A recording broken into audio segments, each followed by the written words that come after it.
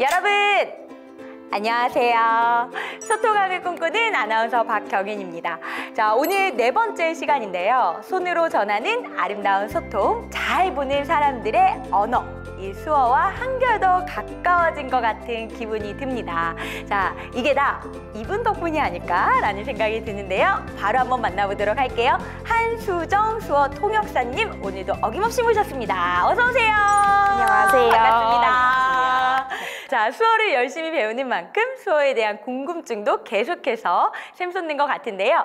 오늘도 수어에 대한 궁금증을 해결해보는 시간, Q&A 시간으로 시작을 해보도록 하겠습니다.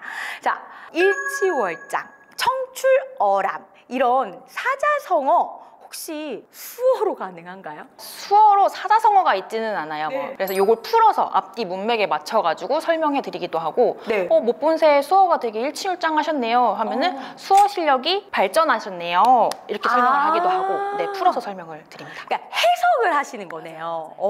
자, 그러면은 속담도 굉장히 재미있는 속담들이 있잖아요. 한번 가능한지 궁금한데, 그냥 문득 떠오르는 속담은 난 놓고 기억자도 모른다.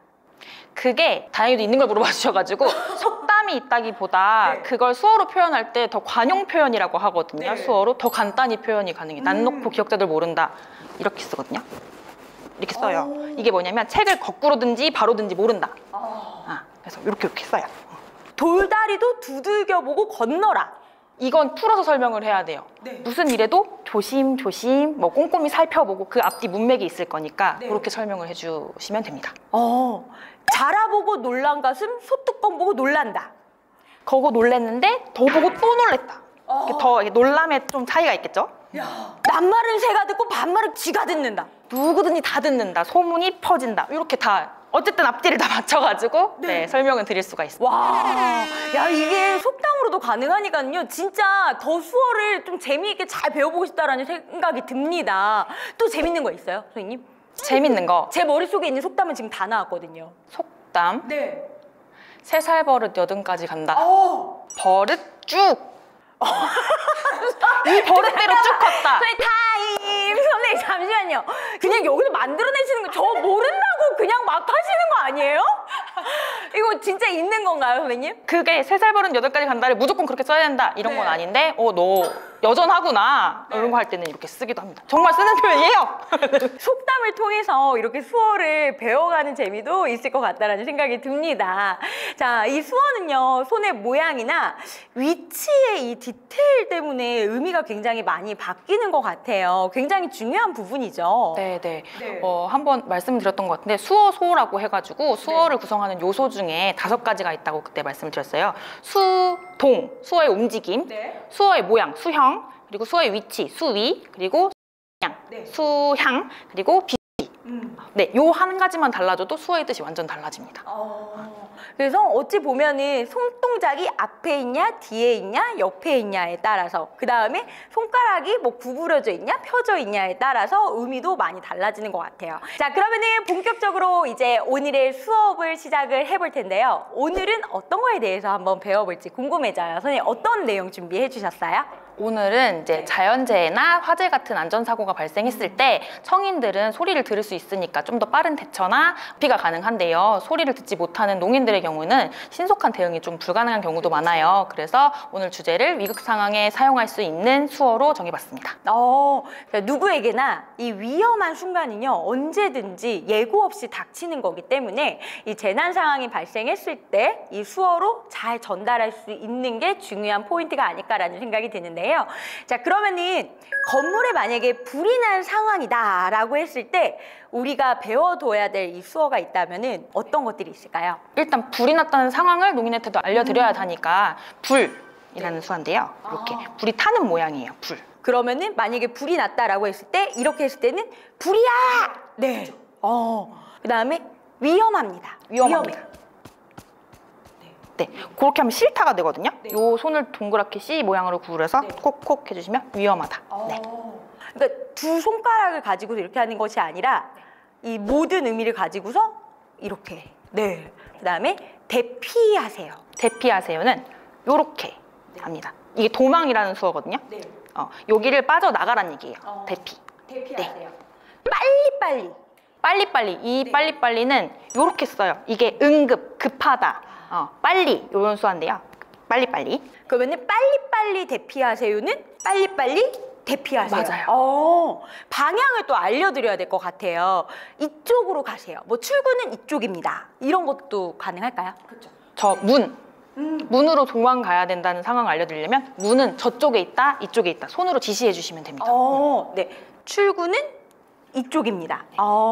만약에 위급한 상황에서 정말 빠르게 도움을 줄 수 있는 수어일 것 같다라는 생각이 듭니다. 같은 공간에 농인이 있다고 하시면 그냥 무작정 이제 대피를 도와드린다기보다는 이제 분란 상황 이런 걸 알려드리면은 같이 대피하기가 좀 더 수월하겠죠. 네. 자, 그리고 이제 계절에 따라서 위험한 상황들이 매번 다르잖아요. 만약에 지진, 폭우, 뭐 폭설 이런 자연재해에 있어서도 수어를 배워두면 좋을 것 같다라는 생각이 드는데요. 우선은 비가 많이 쏟아지는 폭우에 관련된 것도 있을까요?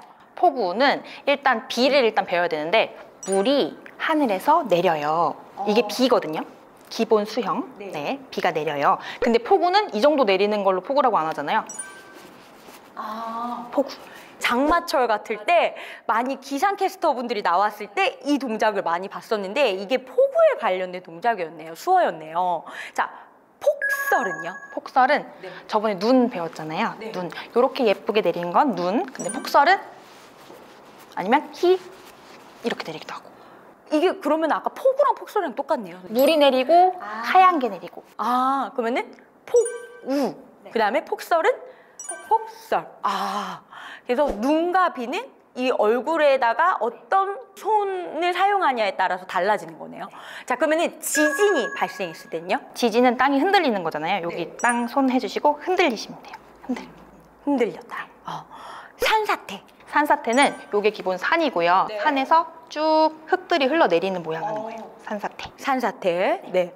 이게 약간 손동작이 조금 언뜻 보면은 욕이라고 생각할 수도 있을 것 같아요. 그죠? 모르시는 분들은 그럴 수 있죠. 근데 이제 매산자의 모양을 딴 손동작이죠. 네. 그래서 산사태. 네. 침수. 침수는 물에 잠겼다는 뜻이잖아요. 물 해주시고 올려주시면 돼요. 요게 높이를 가늠할 수가 있잖아요. 이게 벽이라고 생각해 주시면 되고 물을 올려주시면 돼요. 자, 그러면은 이 단어는 알고 있는데 우리가 도움을 줄 수 있는 표현은 또 따로 있을 것 같거든요. 어떤 표현이 있을까요? 위급해 보이는데 이 도움이 필요하시냐 물어볼 수 있잖아요. 그러면은 이게 돕다거든요. 도움이 필요하세요? 해볼까요? 시작. 도움이 필요하세요? 네. 119를 불러주세요 라고 표현을 하실 수도 있을 것 같은데 그 방법은 어떤 게 있을까요, 선생님? 119에 뭔가 요청을 해야 된다. 농인분들이 당사자가 직접 못한다 하시면 119에 전화 요청을 많이 하시잖아요. 그러면 119 전화. 119. 이게 숫자로 9거든요. 지하로 9. 119 전화. 전화 받는 모양을 걸어주시면 돼요. 그 112는요, 선생님? 112. 그냥 똑같이 2? 112. 전, 2. 네. 요것도 알고 있으면 어떤 도움으로 제가 도와줄 수 있을지를 잘 기억할 수 있을 것 같습니다. 자, 마지막으로 건강하세요. 네. 도움을 다 드렸고 그 다음에 도움을 다 받은 입장에서 이제 건강하셔야 돼요. 이렇게 마지막으로 인사하고 또 헤어질 수도 있을 것 같은데 건강하세요 라는 말은 어떻게 하면 좋을까요? 건강하세요는 몸 튼튼. 몸 튼튼하게. 네. 자, 건강하세요. 이거는 사실 도움이 필요하다 안 필요하다 이런 의미보다는요. 언제든지 인사말로도 써먹을 수 있을 것 같아요. 연말 연초에 올해는 건강하세요 라고 써먹으면 또 좋지 않을까라는 생각이 듭니다. 자, 오늘 또 여러 가지를 좀 배워본 것 같은데요. 차근차근 처음부터 한번 저희 복습을 해보도록 하겠습니다.